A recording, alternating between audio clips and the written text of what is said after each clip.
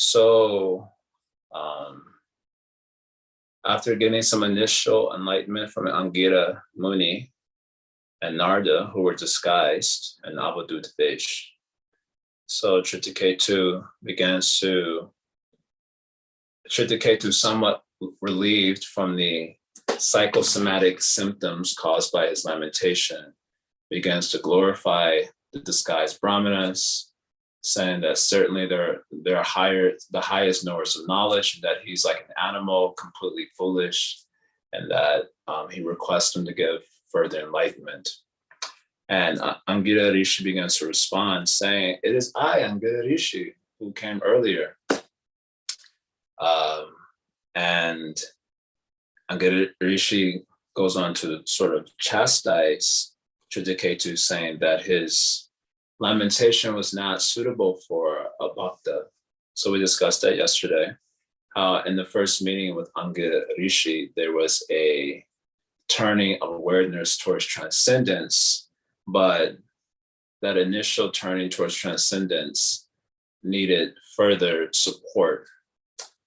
So as is taught by Srila Rupa Goswami, that a little gyan, little vairagya in the beginning of bhakti can be useful just to counteract the intensity of the absorption and investment in prakriti. So therefore you hear a lot of us, a lot of things, you're not this body, perform austerities. These teachings relate to Gyan Marg actually. They're not really bhakti teachings per se. They relate to Gyan Marg. But these teachings can be useful for helping to offset the beginningless absorption in matter. So they are sometimes given. And when they're given to support one's progress in devotion, they're called as Sangha Siddha Bhakti. We discussed that also previously. So your lamentation isn't fit for a bhakta, and therefore I've come to relieve you of that with these instructions. So we left off at verse 20. Angira Rishi is continuing, having revealed himself in Narada Muni. So we're on verse number 20. So Tadaiva te param gyanam dadami graham agata Gantwanya binivesham te putrameva dadamyaham. When I first came to your home, I could have given you the supreme transcendental knowledge. But when I saw that your mind was absorbed in material things, I gave you only a son who caused you jubilation and lamentation. So Tada Eva, precisely at that moment when I first met you, this word we discussed yesterday, because it appears in the verse from Muchakunda describing how one turns towards the Godhead, from beginningless ignorance toward the Godhead. Sa Sangama Yarhi Tada Eva Saguto. Precisely at the time of getting Sadhu Sangha, at that time, Paravareshe, Twai Jayate Mati. Precisely at that time, there's turning of awareness towards transcendence. So Tada Eva, precisely at that time, I could have given the Param Jnana, because we mentioned just by the association, this turning of awareness can take place. But what then to speak of further knowledge spoken by the great souls? So precisely at that time, I could have given the supreme knowledge. Dadami Graham Agata. I could have given the supreme knowledge when I first came to your home. But Gyatwa Anya Ani Abhiniveshamte, knowing that you are absorbed in other things. Putra Meva Dadamya, I instead gave a son, of course, which was the cause of your lamentation. Now, next verse. Aduna Putrinam Tapo Bhavatai Vanubhuyate Evam Dadagriharayo Vividhaishwarya Sampada Shabdhadayashta Vishayashcha Loragya Vibhutaya Mahirajam Balankursho Britya Matya Surijanaha Sarvepi Shuras Seneme Shoka Moha Bhayartida Gandharva Nakara Prakya Swapna Maya Manorita. Translation, my dear king, now you are actually experiencing the misery of persons who has sons and daughters, O king. Adhuna putrinam tapo bhavatai va anubhuyate. Now you are saying, anubhuyate, saying means directly experiencing. Now you're experiencing the tapa means suffering, of those who have putrinam, of those who have children. Adhuna, right now you are seeing it directly. O king, owner of the state of Shurasena, one's wife, his house, the opulence of his kingdom, and his various other opulences and objects of sense perception are all the same, and that they are temporary. One's kingdom, military power, treasury, servants, ministers, friends, and relatives are all causes of fear, illusion, lamentation, and distress. So he's describing all things that one thinks is his in the material world. Janasha moho yamahamimeti. So the conditioned jiva, we suffer from ahamimeti, the concept of I am mine. I am this body, and the things related to this body are mine. So he's giving description of the mind concept. The things that are related to mine, the things that are subsumed in the category of what I think is mine, they're actually all the same. He's saying there's no difference between them. Why you say like this? There's no difference between them. There's certainly a difference between cat and dog and house, and they look like, they're different objects, and they give different sort of gratification to different parts of the senses. But they've all been here equated to one another. Why is that? He says, Sarve api shurase neme shoka moha bhayartida. So all of them, sarve api, all of them indeed, sarva api, all of them indeed are causes of shoka, moha, bhaya, artita. Artita means distress. They are all causes of distress of shoka, moha, and bhaya. So shoka is usually related to loss, as what Chitraketu is experiencing now. Bhaya is related to anticipation of future calamity. And moha is related to the present bewilderment caused by such objects, such as, for example, if you have a house, there are bills. If you have children that are disobedient, you get bewildered by that, and so on. So in this way, shoka, moha, bhaya, artita, all these objects are in fact the same, because they all are causes of the distress of shoka, moha, bhaya. Kutra, shisha, shruti, sukha, mrga, trishna, rupa. In fact, the vast majority of the happiness derived from objects are not from the objects themselves, but just from the mental concoction of how the objects will be caused sources of happiness. For example, Triptiketu, the object itself, sun was actually cause of great sorrow. That is his lived experience. But when Angita Rishi came earlier and said, your son will be Harsha Shoka, so he, in his head, he had this mental image, Shruti Sukha, you'll have a son. He heard that thing. So most of his happiness was in hearing that statement, I'll have a son, Shruti Sukha. Prahlad Maharaj's statement. Where is happiness? Shruti Sukha, it is in hearing. And then his mind began to create the image of the happiness he would enjoy by having a son. But that was all mental concoction. His actual lived experience is sorrow. That is directly seen. So all objects in this world are like this only. They're the same in this way. They are causes of the distress of shoka, moha, bhaya. And whatever happiness that you think, all of us think that we will derive from the object is coming from the mind only. The mind giving the promise, oh, we will enjoy like this, we'll enjoy like that. Mrigachishni rupa, like the mirage of water in the desert, it is a promise of water, it is not actual water. So the mind is giving the promise of happiness, but the actual experience, a lot of frustration is there. So now you're experiencing that by direct perception. So he gives an example here. Gandharva Nagara Prakya Swapna Maya Manorata. He says it is like a Gandharva Nagara. So a Gandharva Nagara apparently is like if you get lost in the wilderness, just as being lost in the desert, one may start to imagine that there's water there. So apparently if one is lost in the wilderness, one may start to imagine that there's like shelter. Oh, look, there's a castle in the distance or some cottages there in the distance. And so that imagination is called the Gandharva Nagara. It is like a mirage of water in the desert, but another analogy used for it. And so Swapna Maya Manorata, these are all concoctions of the mind, like Swapna, like dreams, and like Maya itself, the products created by the material energy.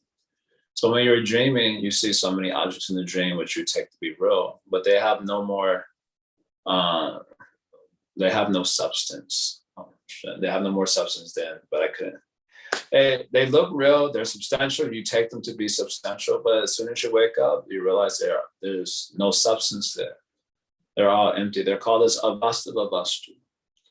Avastava vastu means the object is here today and gone tomorrow, essentially. It is not truly abiding.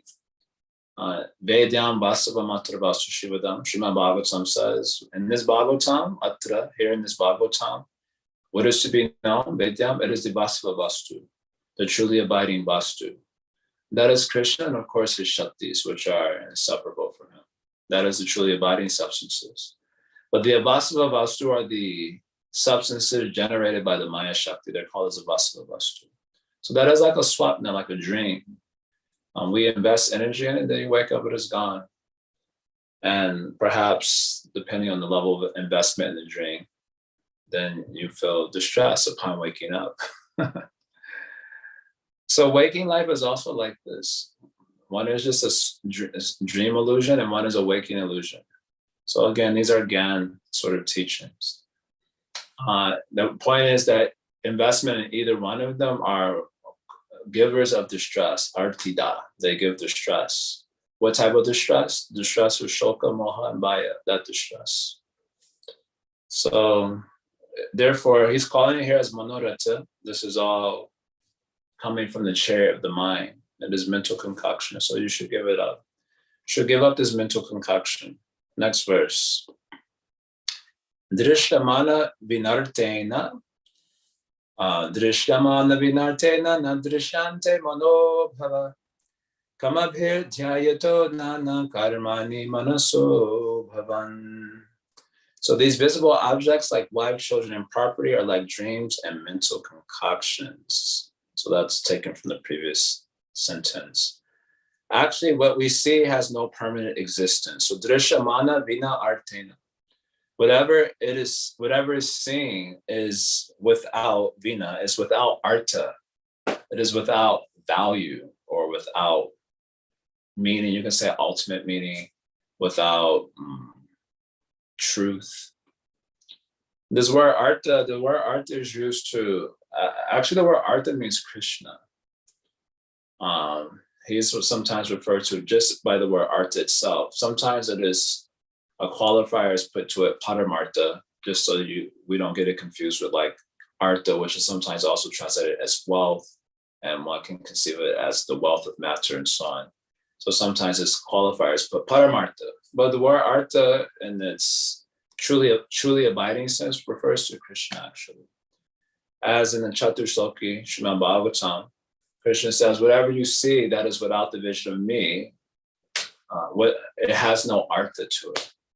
And there's no artha there. So the same thing has been said, Drishamana vina artena.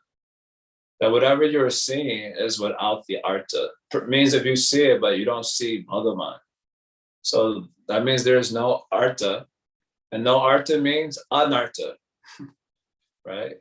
If there's no artha, then and you're invested in it, that is called as anartha. Yaya samohita jiva atmanam srikanatmakam paropi manyute anartha. So this is where anartha comes from. Anartha comes from ascribing artha to the things that are visible to us, to the avastava vastu, objects that are visible to us. So we ascribe the meaning to it. So this is called as anartha. It begins, of course, with the material body itself, and then consciousness moving outward from there, the various objects. So this is called as anartha. Drishtamana vina artena. It has no artha, the things that you see. So it is sometimes seen and sometimes not. So nadrishante manobhava. Nadrishante means sometimes they are not seen. So sometimes we're seeing them and sometimes nadrishante, you're not seeing them. So again, here today, gone tomorrow. So manobhava. Therefore, they're accepted only as creations of the mind. Only because of our past actions do we create such mental concoctions. So where do these manorata, where are all these visuals coming from? So it says here, karma bhir dhyato nana karmani. Due to various actions in the past, nana karmani means in previous life, we've done so many activities, and these activities create these samskara. So from that samskara, dhyato, then we begin to meditate on karma, right? What is that? I actually was supposed to pull this verse up. What is this verse from Rishabhadev's teaching? He also says same thing. Our minds are colored by karma. Anyone know the verse? I haven't quoted this verse in a long time. 5th canto, chapter 5. It must be verse number, I don't know, 4 or 5 maybe. Let's see. No, Nasadumani. Yeah, this one we are knowing. Maybe it is verse 5. Nunam pramata. Yeah, this verse. Parabhavastavara bodha jato. Yavana jignasata atmatatvam. This is a nice verse. So it says here, Yavana jignasata atmatatvam. So long as you are not investigating atmatattva. So hardly anyone is investigating, even the devotees, they don't really investigate also. So long as you're not investigating atmatattva, tavat, for that long, parabhava, your life is defeated. Defeated by what? Abhoda jata. It is defeated by ignorance. Abhoda jata means the ignorance. So long as the soul is not investigating Atma Tattva, for that long, his life is defeated by ignorance. How does he know he's getting defeated by the ignorance? Because he's all the time crying about everything. That is the defeat. Otherwise, why are you crying so much? Oh, loss. Oh, bewilderment. Shoka moha. Oh, the fear. All these are symptoms of being defeated by ignorance. Shoka moha bhaya. So yavakriya stavat. And yavakriya. So long as he is doing kriya. Kriya means the fruit of activity. The goal, the material goal-seeking activity. Yavakriya. As long as he is doing that. Tavat. That long. Idhamonobai. This mind is karmatmakam. Karmatmakam, Prabhupada translates in his translation of the verse, is colored by karma. Colored by karma. Karmatmakam means his mind, the essence of his mind is karma. The essence of his mind is karma. That's all he's thinking about. Karma, karma, karma, karma. And that thinking is creating all the kaleidoscope of imagery. How you're going to enjoy it. Just like when we were kids and we would use a kaleidoscope. So when we were kids, I'm a 90s baby, basically. 80s, 90s baby. So we grew up with things like, we used to get, I saw a meme with this the other day. It was quite funny. It was a picture of two pictures of two children. And one of them said children today, and it showed the children using iPhone and all sorts of gadgets. And it's like when I was growing up, and then the image was of kids sitting in front of a fan going, I don't know if y'all remember doing that as a kid. Yeah, we used to do that. Oh my God, I know. I used to do that all the time. And I was having such a hard laugh on that because it was so visceral for me. I'm like, oh my God, I totally grew up doing that. Talking in front of the fan. I totally forgot why I brought that point up. The mind is colored with karma. The mind is colored with karma of the conditioned soul. So you use this example for some reason. There was a point I made after that. Anyway, karmatmakam. The essence of one's mind is karma. He's doing, kaleidoscope. So as long as the mind is, colored by karma or the essence of karma, so the mind is creating this kaleidoscope of imagery of how you're going to enjoy in this world, enjoy in this way, enjoy in that way, enjoy in the other way. And in that way, the essence of your mind becomes karma. Yena sharira bhanda. And so because of that karmatmakam, he cannot give up material bodies. There's a nice verse from Rishabhadev's teaching. Paravastavara bodha jato yavana jignasata atmatatvam yavakriya stavari dhammanovai. Karmatmakanyena sharira bandhaha. Okay. So here Angarishi is saying the same thing. Nana karmani, because of various karmas, they live in a samskara. So dhyayato, you come to meditate on karma only. Manaso abhavan. So then these samskaras, they appear within the mind and they cause you to be absorbed in this mental concoction. Oh, I'm going to enjoy in so many ways. Next verse. Ayam hi dehino deho dravya gyana kriyatmakaha dehino vivadha klesha santapakrit udaritaha. So the living entity in the body, conception of life, is absorbed in the body, which is a combination of the physical elements, the five senses for gathering knowledge, and the five senses of action along with the mind. So ayam hi dehino deha, the body of this embodied entity, dravya gyana kriyatmakam, is the combination of dravya means substance. I think these taken as the Mahabhutas. Gyana is taken as the knowledge acquiring senses, and kriya is the action senses. So this is what this body is, along with the mind. Prabhupada is adding that there. I guess that is intent here, because he's talking about mental concoction here.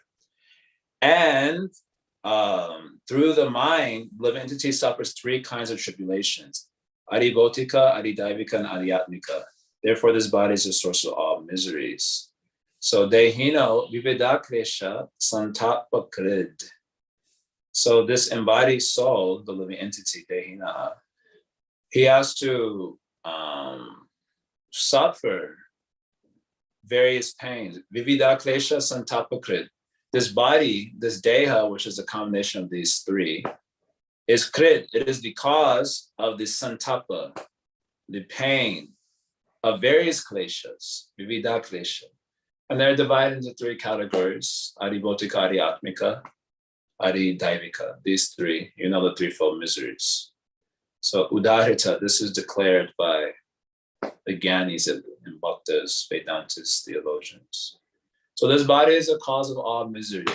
Nunam pramata purute vikarma ya indriya pitya apminoti nasadu manye yata apnoyam asanapi kleshada asadeha. So Rishabdev also says this thing. The body is kleshada, it is a giver of klesha. Narada is the giver of Narayana. Bhakti is Shubhada, it is the giver of Shubha, auspiciousness. And this body is Kleshada, it is the giver of Klesha. This, of course, for the conditioned souls. For the sages, the body is not giver of Klesha. The body is the very means by which he performs bhajan and attains Krishna. But for normal souls, it is like this. So one should give up this mental concoction. Next verse. Tasmat, therefore, his sort of conclusion here. Tasmat swastina manasa vimrisha gitamatmana dvaite dhruvarta vishwambham tyajopashamam avisha. Therefore, O Chittiketu, carefully consider the position of the Atma.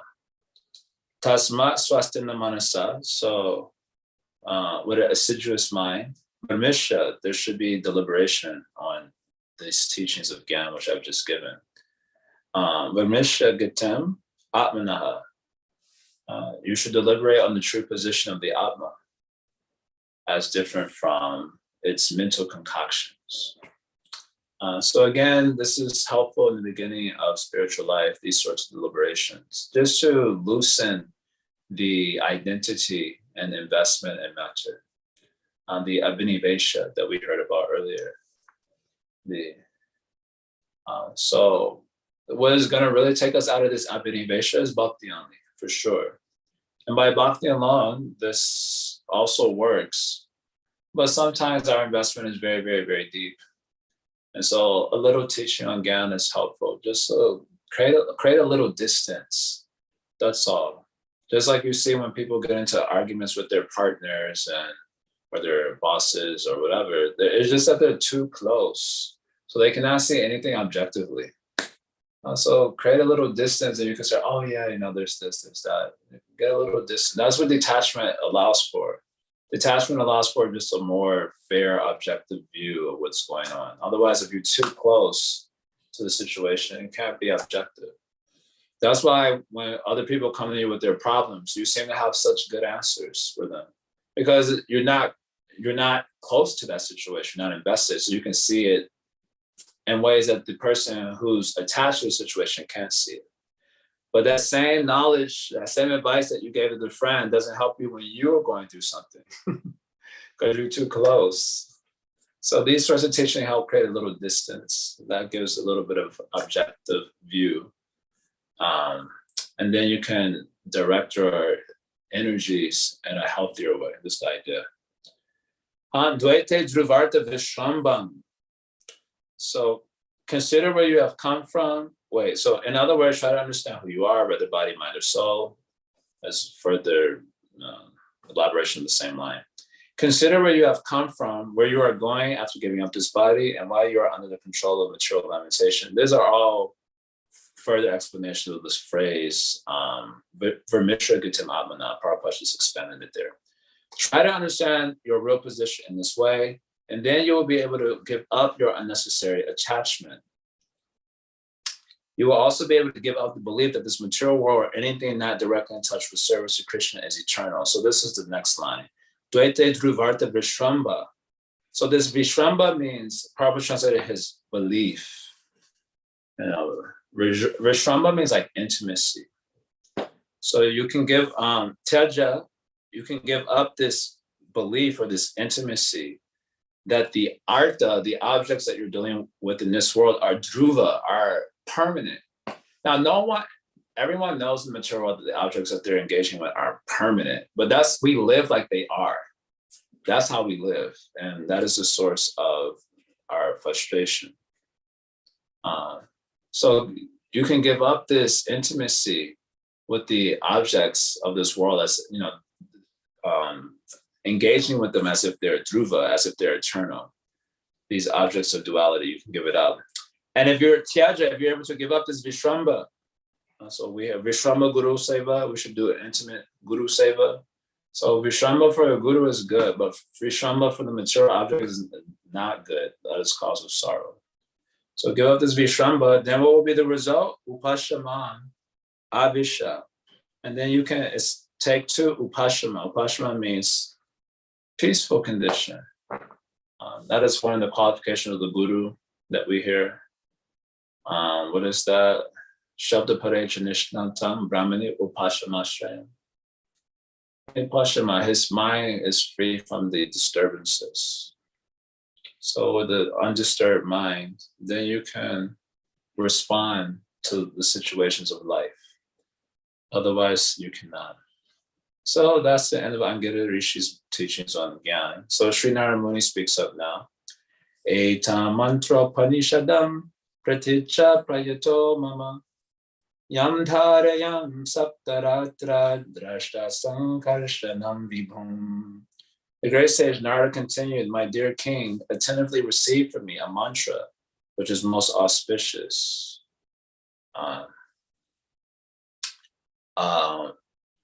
Yes, Praticha, please accept Prayatomama. Please accept from me with great attention this Upanishad in the form of this mantra that I will give to you. Etam mantra Upanishada. Then he says, after accepting it from me, in 7 nights you will be able to see the Lord face to face. Whoa. Yam dharayan, if you do the dharaya, dharana means the meditation on the mantra, then in 7 days you will have darshan of Sankarsana, the Supreme Personality of Godhead. So this is actually bhakti proper. Previous teachings were like gyan, that can be supportive to the culture of bhakti, Sangha Siddha Bhakti. But Narayana Muni now giving bhakti proper. Angita Muni, it seems, pointing to Narayana Muni, because in the previous verse, it was said you should give up this vishramba for the objects of duality which are not eternal. Right? That was the previous statement. Give up this dhruvarta vishramba tyaja. You should give up this vishramba with the objects of this world which aren't eternal. So what is the eternal object? That is the question. If these objects aren't eternal, then what is the eternal object? So it seems Angita Rishi pointed to Narayana Muni, you tell only. And then Narayana Muni said, you accept this Upanishad in the form of this mantra by doing dharana of this mantra, then in 7 nights you will see Sankarsana. So in other words, Sankarsana, the Supreme Lord, he is the eternal object. That is the one to whom we should become attached. In the last verse, Yapadambula upashritya narindra purve sharvadhayo brahmamimam ditayam vrishigya Sadyastadi yamatula nadika mahitvam prapurbavan apiparam nashira vipaiti. My dear king, in former days, Lord Shiva and other demigods took shelter at the lotus feet of Sankarsana. So all the great persons in the past, they've taken shelter. Thus, they immediately got free from the illusion of duality and achieved unequaled and unsurpassed glories in spiritual life. Sadyastadiyam atula netikam mahitam prapurbavan apiparam nashirarupaiti. No. Charvadayo Brahma Imam Dutiyam Vrishiga. They were able to give up Dutiya by this worship of the Lord Sankarsana. Great demigods like Mahadev and others, they could give up this illusion, this duality. They attain Atula Anadikam, unequal and unsurpassed Mahitvam, greatness. So you also do it. And then within a very short time, you'll also be able to. You will very soon attain that very same position. That's the end of the chapter. So there will be further statements coming up in the next chapter. Narada Muni will inspire the soul of the departed soul to come back into the body of the child. He will also speak Atma Tattva. And then after that, Chittiketu, fully convinced, performs bhakti. He attains Sankarsana, and the story goes on. So a very nice section. We'll pause here. Let's see if anyone wants to say anything. So here in the Angita Muni said, I could have given you this knowledge, but held to it as you were engaged or absorbed in worldly activities. So as Shyam Gopi mentioned yesterday, that unless we experience loss or lamentation, we won't be able to take good advice. No, that is not true. So again, the verse that Shyam Gopi brought up was spoken by Daksha. And his point was that a person has to kind of enjoy material life and then suffer. And then when he suffers, he gives up the idea of material enjoyment and becomes dedicated to the path of Gyan or Bhakti. In the context, he's talking about his sons who, in his opinion, prematurely took sannyas. But that is not our lived experience. So Prabhupada's actual example in that particular purport is a woman who gets pregnant and she experiences the pain of childbirth. And she says, I'll never do this again. And then she has another one. How many times I've seen with my guy friends before and after being a devotee, they would have breakup, divorce or breakup. They would be utterly devastated and they would say, I'll never do this again. And then a few weeks later, another girlfriend, another wife. Sometimes even up to 70, the wife is coming or husband is coming. So it is not saying that material misery is actually giving the enlightenment. That's the point. Enlightenment doesn't come from suffering. Suffering may create a teachable moment by which a person can receive enlightenment.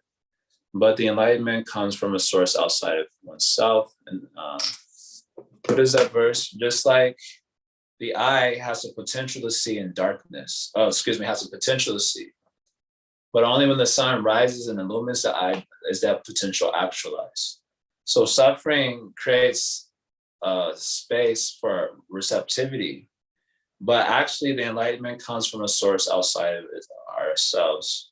So what is this verse? Anadi avidya yuktasya. Anyone knows this verse? Srimad Bhagavatam 11, Canto, chapter 22. I actually never committed this verse to memory, but it's actually an important verse to know. 11:22, I think it's verse number 10. Yeah. Anadi avidya yuktasya purushatma vedana. So the jiva, Purusha, he is Anadi avidya yuktasya. He is linked to avidya for a time without beginning. And therefore, Purushasya Atma Vedana. Therefore, Atma Vedana, he cannot become self-realized by himself. There will be no self-realization, no God-realization by himself. It is completely impossible. Suffering doesn't do it also. Maya Mugda, Nahi Jivara Sakta Krishna Gyan. What is that? Maharu is also telling to Sanatana Goswami. Maya Mugda, the jiva is bewildered by Maya. Nahi Swata Krishna Gyan, and therefore he cannot get the Krishna Gyan by himself, not possible. Swato na sambhavat anyas. So by his own ability, na sambhavat, this cannot occur, this Atma Vedana. So therefore, anya, another is required. Tattva Gyo Gyanado Bhavet. Another who is Tattva Gya, he knows the Tattva, Gyanado, and he can give the Gyan Bhavet. There must be that. Bhavet is like is like the imperative. It must be there. So suffering does not cause the enlightenment. No. Otherwise, there would be tons of enlightened people in this world. But we see actually people are engaged in Puna Charvita Charvanana, showing the same old suffering they already choose. That's what we actually see in our own self. Let's speak of others. In our own self, we see the same thing. So, yeah, that is the point there. So unless we experience loss of lamentation, we won't be able to take good advice. So there are plenty of people who have better intelligence than us. They can take good advice without suffering. But it is true that many of us aren't so bright. So suffering really does create a teachable moment for greater receptivity. Okay. So this verse 27 reminds me of how Srila Prabhupada said that if you chant 16 rounds and follow 4 regs, you'll go back to Godhead. Great devotees can create a path back to the spiritual world, which seems concessional, but they must be acting in full awareness, I believe. So what was verse 27? I don't remember. He was saying if you just chant this mantra, then in 7 days you'll have darshan of the Lord, which seems a bit like follow these regs and chant 16 rounds and you'll go back to Godhead. You know? Yeah, he uses the word dharayan though. There should be dharana. Right? So that dharana. Yeah, dharana means the word dhara means to hold, right?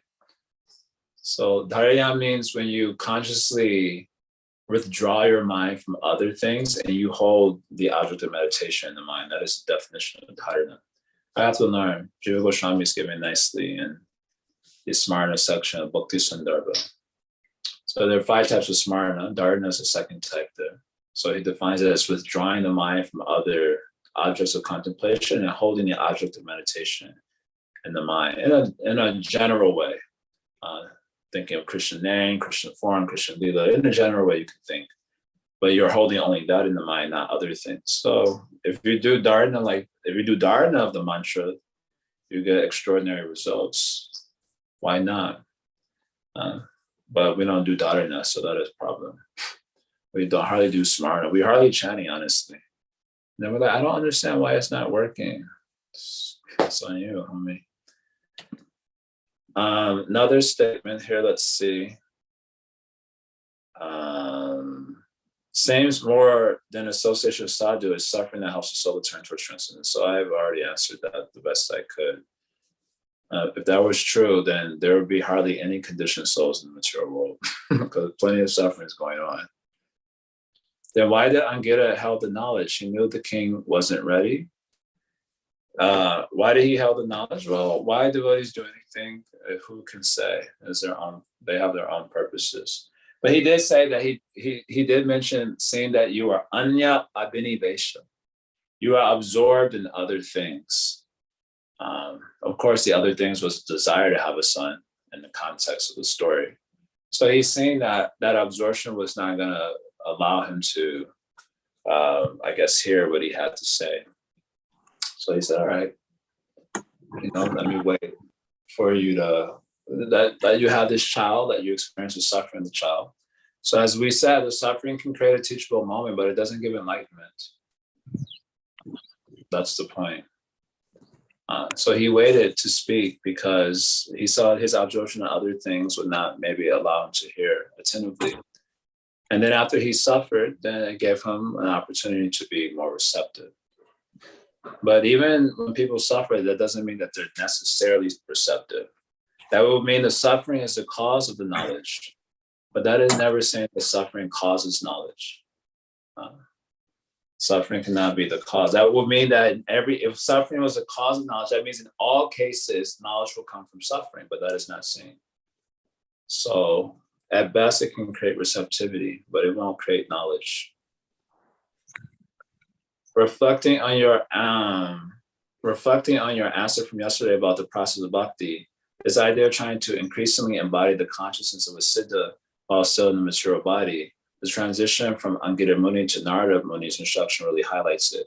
One recommends detachment, the other taking shelter of the Lord. Sure, yes. I mean, suffering plus holy association in tandem. Okay, that is better. But actually, it is really only the holy association that is creating the higher awareness. The suffering at best can create receptivity, but it is the association that is creating an elevation in consciousness. So I love that. And it is also saying that not all people who become elevated suffer, or are at least patently suffering. They're maybe living a nice life, but they get some great association and they go up. So many stories of Gyanis, like Shukadeva Goswami, he wasn't suffering. He was completely free from Maya, no Shokamoha Bhaya for him. So he didn't have to suffer in order to receive. Simply he heard shlokas, Bhagavatam, and then boom. So therefore suffering cannot be called as the cause. The cause is sadhu sangha only. But in the case of conditioned souls who are absorbed in matter, suffering may create a teachable moment for receptivity. That is okay. We don't argue with that. I love that. Suffering does not give enlightenment, just a potential teachable moment. And enlightenment comes from an outside source, yes. I wonder when you say enlightenment comes from an outside source, could that mean you only need a teacher who teaches you the way? Yes. Or that you need a teacher and you need help from the Lord? Yes, also. In Bhakti, we recognize that need both, yes. And both are necessary, yes. However, in Buddhism, it seems to lack help from the Lord, yes. So therefore, can they truly reach enlightenment just from guidance from a teacher and self-endeavors cultivations? Well, we would say no, but that's our answer. Or can we argue that you cannot reach enlightenment just from teacher and self-cultivation? So the guru, as conceived of by Gaudiya Vaishnavism, is God himself in a particular form. That's why we say Guru Deva Tattva. It is Krishna come in this particular form to deliver the bhakta. Specifically, if you're going to study Kaviraj Goswami's exposition on Guru Tattva in the first chapter of Chaitanya Charitamrita, he says that Krishna appears in the form of the guru to deliver the bhakta. Otherwise, the guru is already a bhakta also, right? And the guru is called as an aspect of the absolute truth. And the bhakta is also called as an aspect. So what is the difference? So the difference is the guru is embodying the function of giving enlightenment, conferring enlightenment. Tattva gyan ganadho bhavet. This verse I already quoted from 11th Canto, chapter 27. So someone who is tattva gyan, he is the knower of tattva, who can give ganadho bhavet. He can give the gyan. So the guru is the embodiment of that function of Krishna. That is how devotees think of guru. That's why we also mentioned this verse the other day, Diksha Kali Bhakta Kari Atma Samarpana. That at the time of initiation, the disciple is surrendering to Krishna in the form of the guru. That's why initiation is the second anga bhakti. Guru Padashrayam Tasmat. What is that? Tasma Krishnani Diksha Shikshana. I'm mixing up the words there a little bit. Then you're supposed to take Diksha and have to Diksha Shiksha from the Guru. So this is how we conceive of the teacher. The word teacher is a little bit it's a lightweight word. It's not a good word.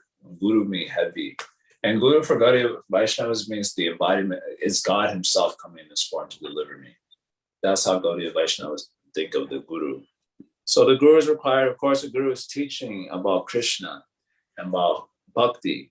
So the guru gives an enlightenment, then the disciple has to perform bhakti, and then all these together, confers the enlightenment to the soul. Whereas for the Buddhists, I don't know exactly how they conceive of guru or teacher, and what sort of teachings they're giving. The teachings that they give, they're rejected as. The verse actually Rupa Goswami quotes in Viras, Shruti Smriti Puranadi, Pantaratra Videmvina, Akantiki Hare Bhaktir, Utpatayaiva Kalpate, the famous verse. The fourth anga is said that one should follow the Sadhu Vartma. What is that? Sadhu Vartma. I don't know, I forget. Anyway, the path of the sadhus. So what is the path of the sadhu? The path of the sadhus is that which is prescribed in Shruti Smriti Puranadi, etc. So because Buddha gave teachings that weren't coming from Shruti, Smriti, Puranas, Pantaratra, etc., then whatever they're doing is bogus. That's kind of what we say. So can we argue that you cannot reach enlightenment just from teacher and self-cultivation? Yes, we would say that probably. But they could argue that their guru is God himself too. They don't argue like that. They don't even believe in God. They don't even believe in a self. Or of course, there are different denominations of Buddhism. So you have to see what sort of Buddhism they're following. So anyway, anyone can argue anything. So that is the fun of the material world. As Daksha has prayed the Hongsaguya prayers, he says, my glory to the unlimited Lord with unlimited qualities. By his Maya Shakti, he causes the souls to lose their own self, and therefore they engage in arguing and counter-arguing, sometimes agreeing, sometimes disagreeing. And this way, a situation is created where they're unable to come to a conclusion. So anyone can go on arguing. And arguing is considered one of the prajalpas. So if one wants to entertain themselves with that, they can, but that is not favorable to bhakti. So anyone can say whatever they want, but it is not accepted by Gaudiya Vaishnavas or Vedantists in general. Whatever you teach has to be according to Apurusheya Shabda. So whatever Buddha taught was against the Veda, Apurusheya Shabda, so he is rejected, even though we accept him as Avatar Vishnu. Whatever he spoke is rejected because he did not speak Apurusheya Shabda. So they may argue this and okay, carry on. Tarko Pratishta Shrudayo Vibhina Nashavrisha Yashamatana Bhina Dharmasya Tatnam Nihitam Guhaya Mahajnayana Katasapanta, famous verse. The truth of Dharma is not ascertained by Tarka, Apratishta. It is not established by Tarka, means argumentation. That doesn't work. The truth is hidden in the heart of the great souls. Whatever they say, we should try to follow that path. Mahajnayana Katasapanta. Otherwise, everyone goes on arguing this, that, and the other thing. Life's too short for all that arguing. Sadhu Partma Vartanam. Yes, thank you, Father Jivan Prabhu. Okay, Gail, I think I saw you have something there. Hare Krishna. Yes, I just needed a repetition. So, okay.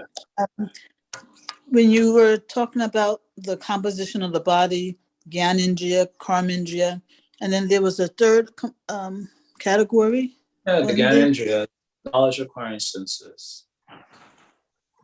Yeah, Gyanendriya, Karmendriya, and then there was a third, no?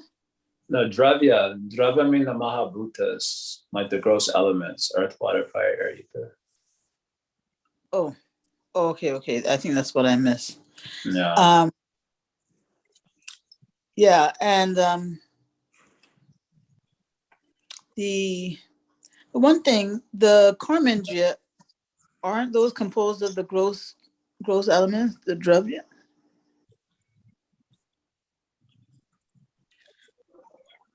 Seems that way. Okay. So your question is why they consider it like different? Yeah. Yeah, I don't know.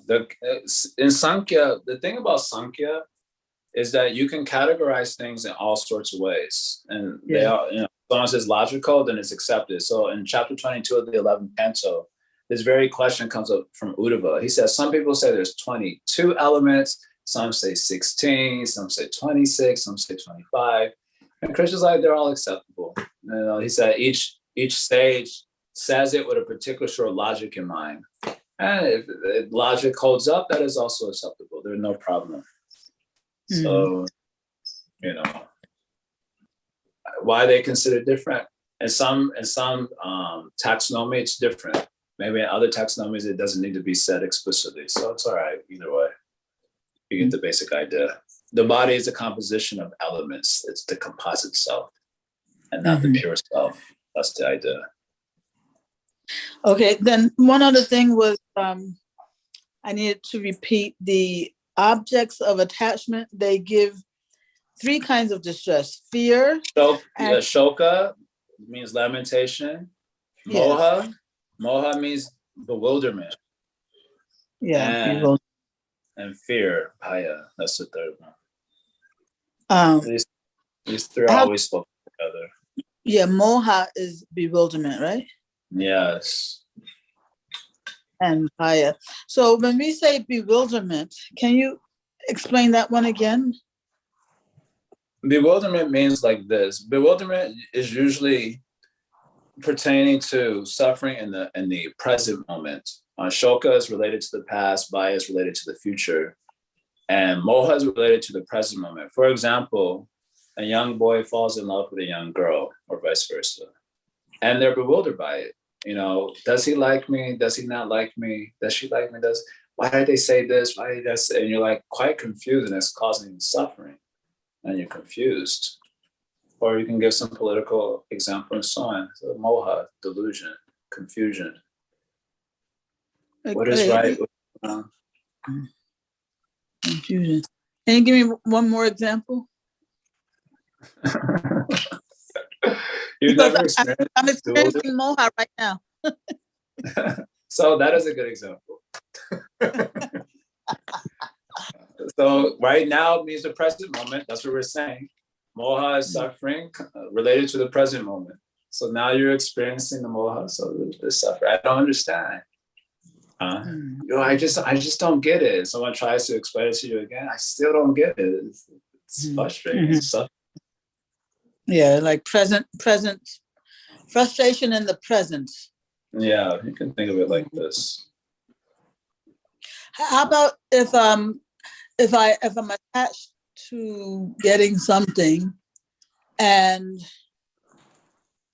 I don't have it yet, maybe I'm even fearing that I might not get it. Which category is that one? Either way, it's a category of suffering. That's the okay. Moha is described in the Gita verse, the kamat, krodha, samoha, the dyato visham punsam sangastishu bajayate. So there is samoha, means from anger comes bewilderment or moha or complete bewilderment. And in the commentaries, moha is defined as confusion about what one is supposed to do, like what's the right thing to do. It becomes blurred. What is right, what is wrong becomes confused. So they give some explanation like that. In any case, the net understanding is suffering. That's the point. There's different ways of having our suffering. Different varieties. Yeah. Yeah. They're not pleasant. Okay. Mm-hmm. Thank you. Surrendering, Jaya. I think it says if we're surrendering to Krishna via the Guru at initiation, that makes me think that Guru must be perfected in order to truly represent Krishna. Anyway, perfect or not perfected, how you will know. Though I know that doesn't have to be the case, as long as they represent the tattva as is without adulteration, but still that gives me pause, as unless one is perfected, how you will know one is perfected. One's material conditioning many times subconsciously will inevitably trickle in, affecting guidance to personalized instruction, etc. So your loss. Otherwise, you're going and analyzing like that. What is that? Drishta swabhava janitava pushashcha doshaya. Apakritato ihabhakti pasha. So then we become the loser. And why do they say we should accept only Uttama Adhikari if we're not to? So basic idea is that if you make advancement in Krishna consciousness, you're going to need guidance on that new level, in that new domain that you've attained, right? So suppose, for example, you have someone who's neophyte, and you've followed everything very nicely, you've gotten Krishna's mercy, you've come to a new domain of Krishna conscious awareness. Let's say related to like understanding Raganuga Bhakti, how to meditate on the Siddha Deha, et cetera, et cetera. So then you have to go to your guru to ask about that. So if the guru doesn't know about that, how do you give instruction? So therefore, the idea is that you accept the quote Uttama Bhagavata, Uttam Adhikari, so that they can give guidance to you throughout the vast territory of Krishna conscious development. Otherwise, if they can't, then they should be humble enough to send you to a guru who can give that guidance. Shiksha guru, that is to say, right? So if one's guru cannot give, therefore you can have many shiksha gurus to help you along the way. But that's the basic idea, that the more advanced the devotee is, the more he can give instruction to you in all the domains of development and consciousness. Otherwise, he'll be unable to guide you if you happen to reach a particular domain of awareness, if he himself hasn't traversed, such path. Yeah, that makes sense. But then if you say that, well, how will you know who is, Adhikari or, it takes one to know one, right? So how are we supposed to follow that instruction if it takes one to know one? So we're given general guidelines, like in the verse Shabda Parecha Nishnatam. They have, they're immersed in these Shastra Praman. They live their life according to that. They teach that. They are absorbed in the transcendence, Pare. Well, how do I know that? So it says Upashamam, they have attained tranquility from worldly passions. So, in the past, you used to live with your guru. It was recommended for up to a year at least to live with the guru, around the guru. You can observe him, he can observe you. And you can see, he is free from the worldly passion. I guess a year's time is enough for someone to, get in trouble. Sometimes recommendation up to 3 years. But you observe, they observe. And you see, he's fixed in Shastra Praman. He teaches that also. He's able to answer my questions, remove my doubts, et cetera, et cetera. Then and he's free from the worldly passion. I've observed that. Okay, I put my faith there and take the process. So now you're giving ways in which we can know, but it seemed like you responded to Athena before. Well, how will you know? Well, she said you have to be pure devout. Well, how? Yeah, you don't know. Even for this thing, I said these are indicators. Well, the concept of being a completely perfected soul in Gaudiya Vaishnavism is very high. He's situated in one of the 4 rasas and Krishna absorption. So just seeing someone being free from worldly passion, Gadi can also be free from worldly passion. So you don't know the extent of which that absorption is reaching. That you cannot know unless the guru is telling you that. You cannot know that.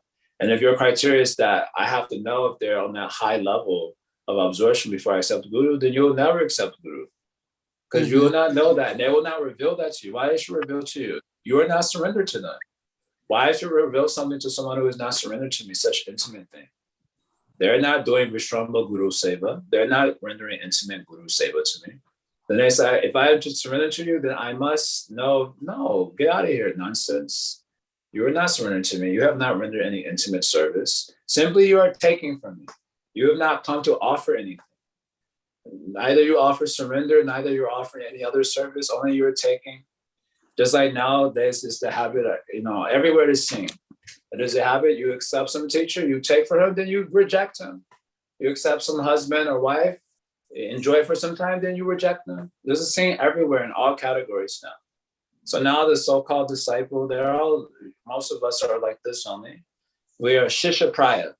Shishya Praya means a semblance of a disciple, almost a disciple, not really a disciple, Shishya Praya. So they go to their gurus, they accept some nice inspiration, then now I'm not inspired anymore, reject. That's the whole spirit. Now you want to see if I have highest level of awareness, but you have not rendered any service, neither you have surrendered. You are a nonsense, get out of here. I will not tell you anything. That's my point. Mm-hmm. Yeah, okay, clear, thank you.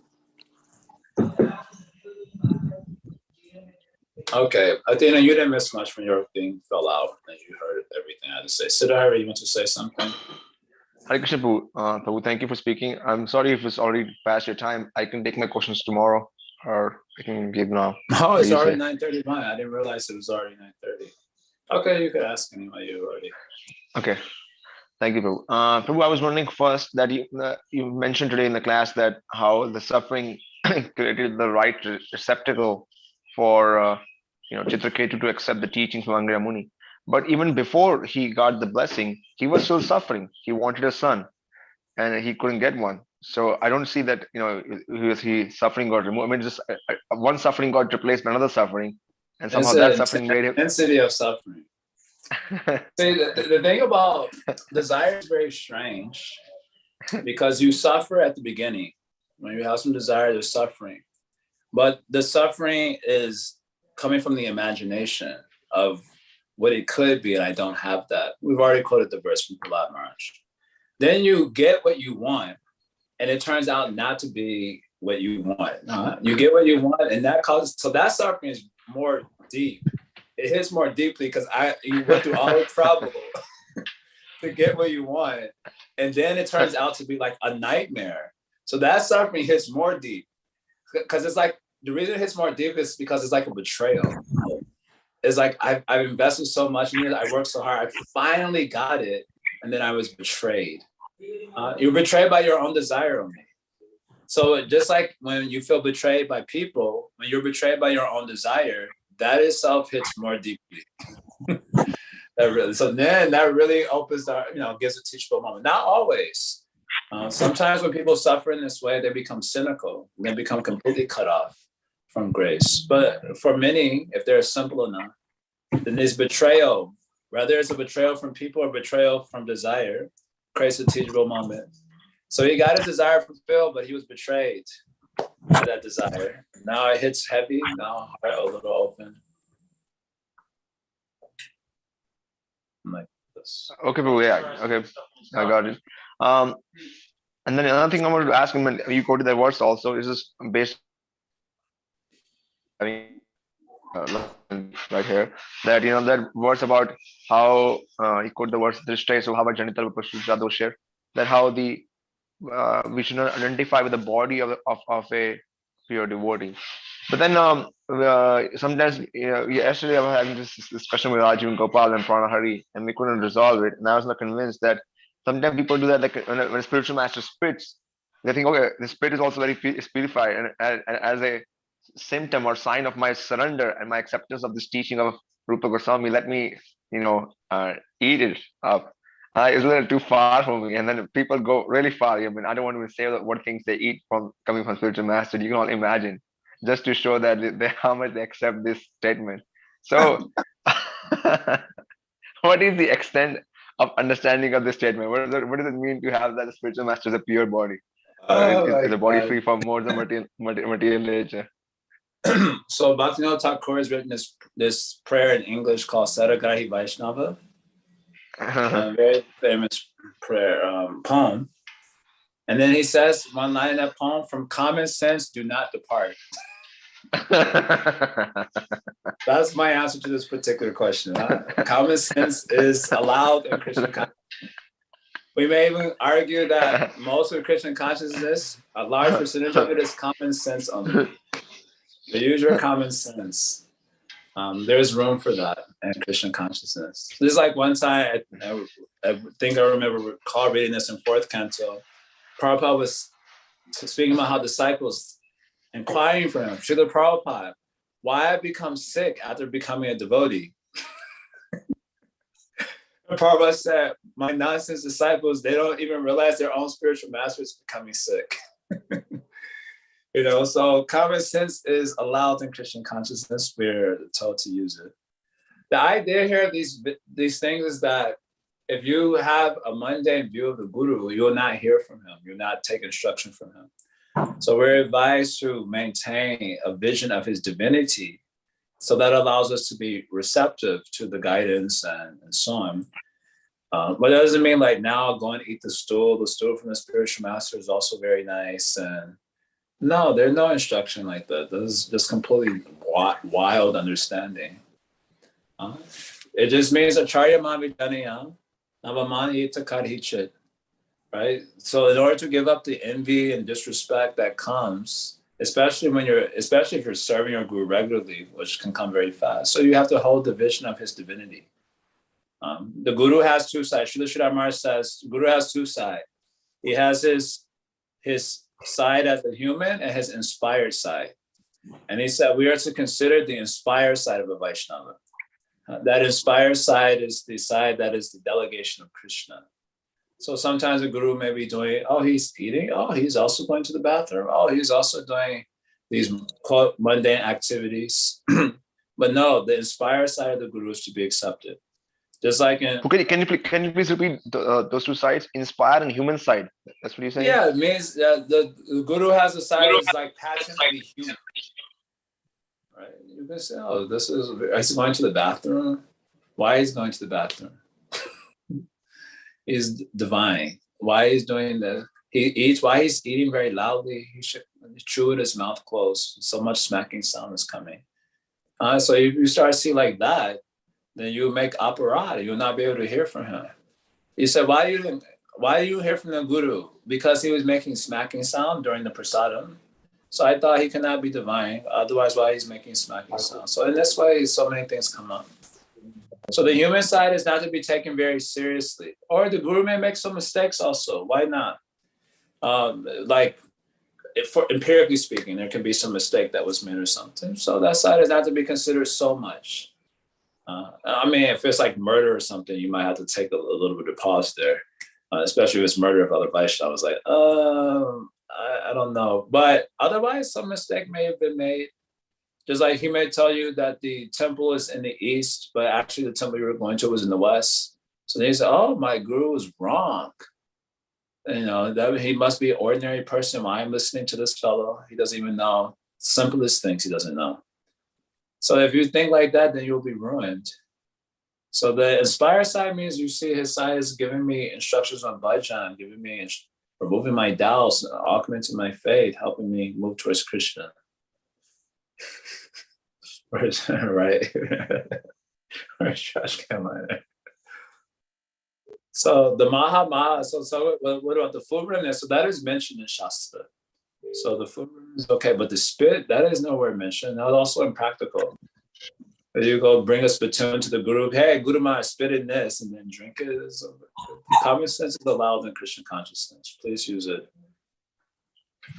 Thank you, Prabhu. Thank you for helping saving me from embarrassment. I felt that I was not surrendered enough to my spiritual masters. Not accept that remedy. So the person you are arguing with, he will say that's because Jaya Jagannath himself is not surrendered. He is giving an answer like that.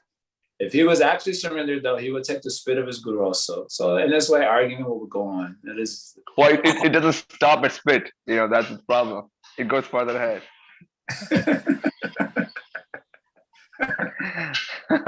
Okay.